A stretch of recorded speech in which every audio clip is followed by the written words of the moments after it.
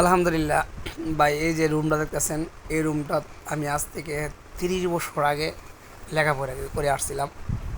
এটা হচ্ছে মাদ্রাসা একটা বোর্ডিং রুম, যে রুমে আমরা টাং রাখতাম, 3 বেলা ভাত খাইতাম। এখন এই রুমটা দেখতেছেন লাকড়ি। 30 বছর আগে তখন এটা অনেক মূল্যায়ন ছিল এই রুমটা। এখন এই রুমটা লাকড়ি রাখা ফাঁকশাক করার লেগে ফ্রিজ আছে। এখন উপরে গেছে মাদ্রাসা 2 তলা, এই জন্য এই রুমটা ফাঁকা। 30 বছর আগে আমি এখানে পড়ে গেছি, এখন আমার সন্তান পড়ে ভাই। দুনিয়াটা কি ভাই দেখছেন, আজকে আছি কালকে আবার চলেও যাবো। আর সামনে 30 বছর নাও পাইতে পারি ভাই, এর আগে চলে যেতে পারি।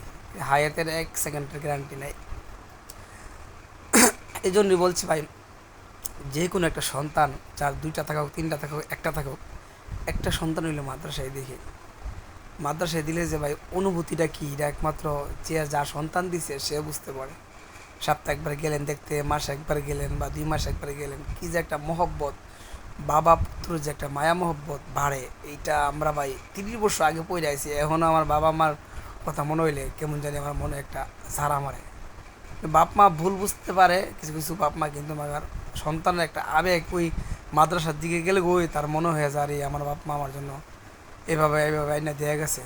এই জন্যই বলছি ভাই, মাদ্রাসায় একটা সন্তান দিয়েন, দেবেন একটু হইলে আদর্শ পাইবেন ভাই। তার মাঝে একটা আল্লাহর বই থাকবো, ফ্যামিলিরে মানে ভালো রাখার জন্য অনেক যথেষ্ট চেষ্টা করব, ঠিক আছে? তো এইটাই ভাই, আল্লাহ একটা সন্তান দেওয়ার তৌফিক দিয়েছে, আপনারা সবাই দোয়া করবেন।